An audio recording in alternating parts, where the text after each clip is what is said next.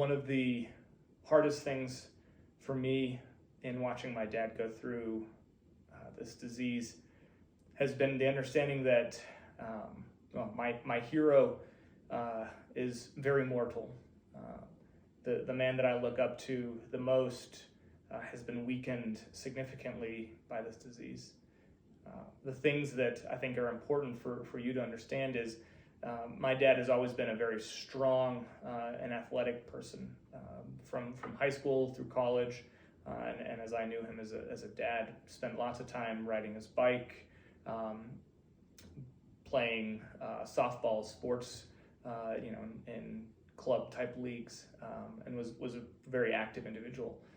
That obviously is completely gone. But beyond that, the things that are so striking are then the last decade plus, it's gotten to the point where we have, my wife and I have twin baby boys. We're concerned with having him hold the babies unless he's sitting down and we know that he can stay awake. My dad struggles to maintain balance while standing. Walking is very difficult. He typically shuffles his feet.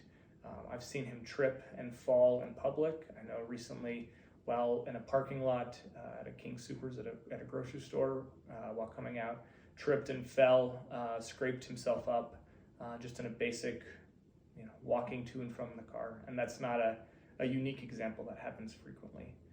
He also is prone to fall asleep in a narcoleptic way, to the point where we can no longer allow him to drive a car to and from anywhere. We have to rely on either one of us as family members to drive him places, or some sort of taxi or other paid transportation. In that as well, his fine motor skills have decreased drastically.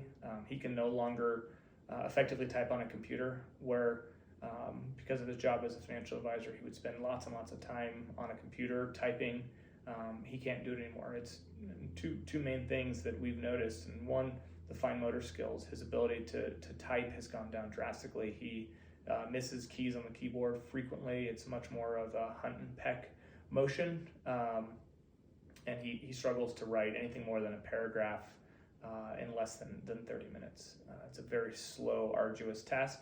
And the narcolepsy picks up as well and causes him to fall asleep while he's trying to do it. Secondly, his eyesight has become very poor. I'm sure that also contributes to his ability in terms of walking. He sees double quite frequently. We've noticed this in the things that he walks towards, the directions that he takes, his kind of foot placements, and even his ability to read basic things. Large print books have become difficult to consume at times too. It's been as I've said earlier, a degenerative process where it started out and those things weren't noticeable, very, very minor tremors that impacted him, and now to the place where really absent one of us, my mom in particular, helping him through the day, many of the daily tasks that he could do himself, he's dependent on someone to at least assist. And unfortunately, the one of the hardest things to know is that this is only going to get worse. It doesn't get better. It hasn't gotten better. It's continued to get worse, and I know that in the next few years it's going to be even harder. My sincere hope is that he gets to know my boys and they get to know him, but we don't know what the future is going to bring in terms of his mental capabilities, his physical capabilities, if there's going to have to be a wheelchair at some point. But I think it's very important for you to understand that, and I know that at one point his claim was approved. In the time between the claim being approved and it being disapproved, denied, and today, the disease only progressed. Any doctor will tell you, and you can read this in very simple web searches, what Parkinson's does. It doesn't get better. The dopamine levels in your brain don't automatically increase. The times when he has, when the drugs have to be adjusted based upon a decrease in his ability or his body reacting less efficiently, or the drugs being less efficacious, are really, really tough times, trying to dial in those drugs to help him with daily functions. Watching him go through that phase as he continually gets worse it's scary to watch.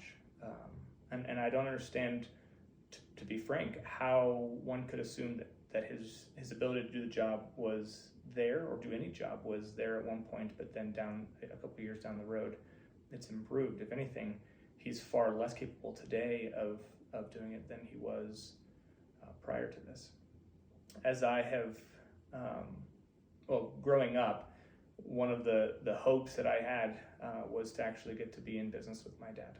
One of the things that I most looked forward to was being able to be in business, to run a business with my dad. He's always owned his own business as a financial advisor, and I very much enjoy financial advising business. My degree is in finance, and I always thought that would be a great way for him to sunset his career and me to continue mine, was to get to do that together. And I have come to the realization in the last 3 to 4 years that unfortunately that's never going to happen. It's not a reality, that I have to let go of that dream and that hope, and understand that my dad's ability to earn an income really has diminished to zero. As I mentioned, I currently employ about 25 employees on the team that I manage for the company that I am a senior partner at.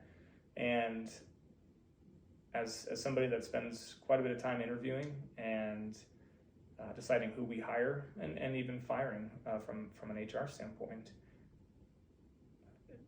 while not easy to say, there's no way that I could hire my dad. My dad could not get the work done day to day, sitting at a desk, typing. He couldn't handle the phone call work.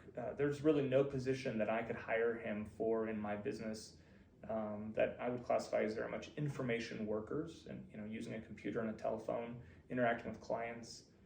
If he were to be hired at one point, somehow made it through, we would have to let him go within a day or two because of his inability to get the work done, both in terms of the speed, but also the ability to stay awake, and the ability to speak and be heard. We talk on the phone with clients, have to type emails.